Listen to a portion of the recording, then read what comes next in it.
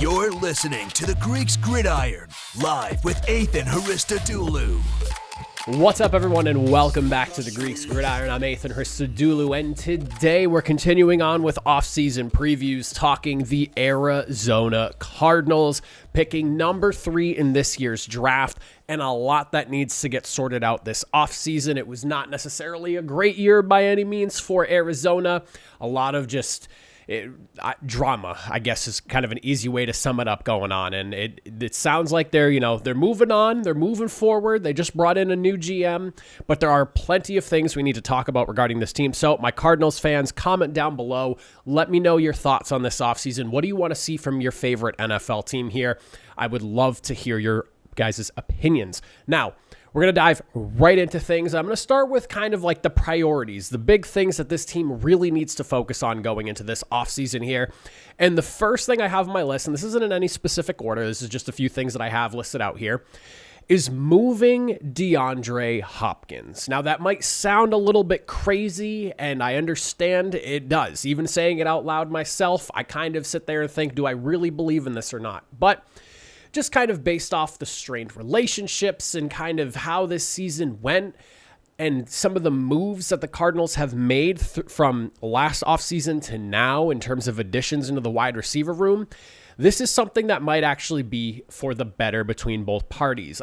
DeAndre Hopkins going to Arizona a couple of years ago at this point now, I really felt like he was going to Arizona because he was going to compete on a contender. I don't think he really wants to be in another rebuilding process. That was a big reason for why he wanted out in Houston. Obviously, Bill O'Brien and a couple other things led to that as well, but a piece of it was obviously not wanting to be a part of a rebuild. And while I don't necessarily think you're rebuilding in Arizona, I don't necessarily know if this team is competing as soon as next year either. So moving on from Hopkins, sending him somewhere else, getting some draft capital in return for him, whatever you can get back and scrape together to help, load up your draft capital and see if you can maybe make an extra move or two in this year's draft class might not necessarily be a bad idea.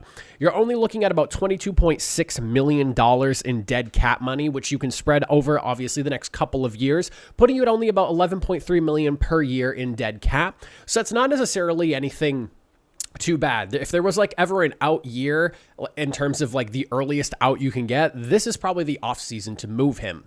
You obviously also traded for Marquise Brown during last year's draft. You even made a move for Robbie Anderson in this year's season as well.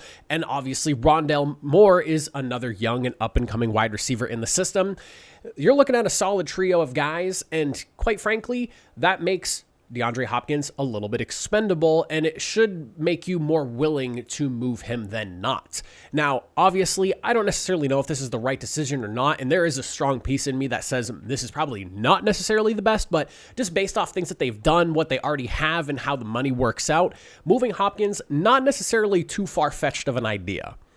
The second thing that is a big priority, and we'll kind of dive into this when I get into the draft discussion as well, J.J. Watt has officially retired. You need to find some pass rush help.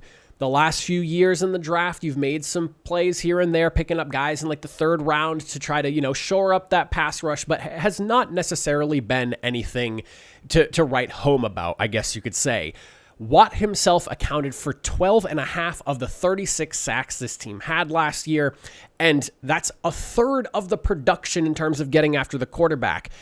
With that in mind, the next closest guy behind him, you're looking at Zach Allen with 5.5.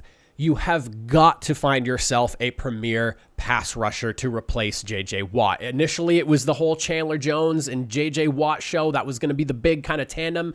You lose Chandler Jones last offseason, and now Watt retires, and you're left with pretty much nothing now in terms of premier edge rushing ability. So that should be a big focal point for you this offseason as well.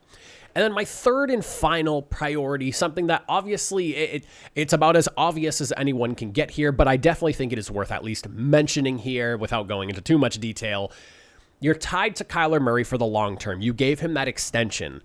you need to find a head coach that he wants to work with. And I know that some people might argue with that, whether they should listen to his input or not. But I definitely think, based off of how the relationship with Cliff Kingsbury went, you want to find a guy that Kyler Murray is cool with working with, and someone that also really wants to work with Kyler Murray's skill set and is also okay with the fact that Murray is probably going to miss some games next year as well. It really goes without saying, and it's not necessarily something that is it's not like you have to look very hard to figure that one out, but I definitely think it is imperative that you find somebody, and this is more so on Kyler Murray's side, that you find someone that Kyler Murray really wants to work with. That's probably how I look at that. I know some people have their opinions about how much input players should have. The way the NFL is kind of evolving right now, it kind of feels like your quarterback should be as all in on your head coach as you are as an ownership and as a general manager. Now, switching gears and looking at kind of how we can attack some of these things that I just brought up here with free agency. One thing I did not really talk about in priorities, but this is something that I could definitely see them trying to work around during this offseason when free agency comes around, because there might be a solid guy or two to fit into this slot here. With 46 sacks allowed on the season, that puts Arizona in the top 10 in terms of sacks allowed this past year. We need to focus on rebuilding this O-line a little bit here. Some guys are starting to age out, and one specifically that I'm looking at here is Rodney Hudson, who's turning 34. He's not getting any younger, and Billy Price wasn't necessarily a showstopper filling in for him during the time that he was playing under center as well.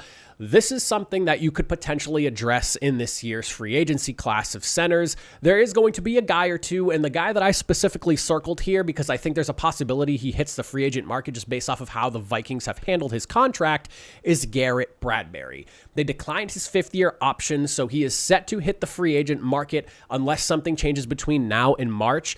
If there's a guy like him sitting around, you have a decent amount of money to play with, he should be someone that you're looking at replacing Rodney Hudson with.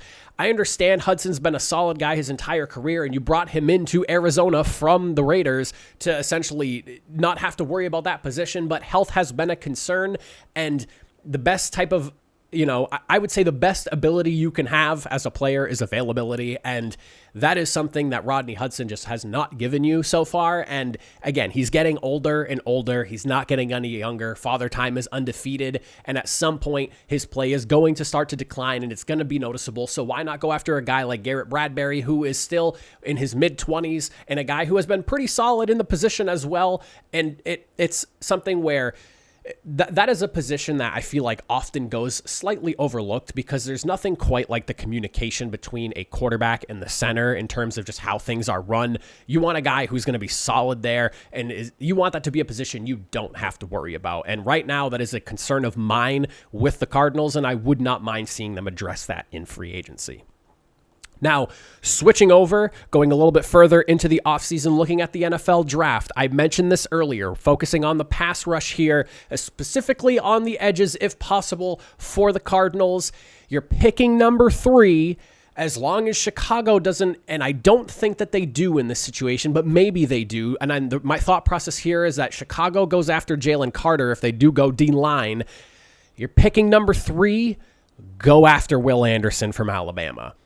Again, if Chicago takes him, Jalen Carter should be waiting there for you. Go take Jalen Carter because he's another disruptive force from Georgia. You should be happy with either one of those guys. But your focus for that number 3 selection should be the defensive line. I understand maybe you're thinking offensive line. Sure, that makes sense as well. But can you really pass up on Will Anderson or Jalen Carter over some of the offensive tackles that are, or centers, you're not going to draft a center at number 3, at least not from this class here. So can you really pass up the opportunity to go after a guy like one of those two? I don't really think you can if you're Arizona. You need that type of help on your defensive front.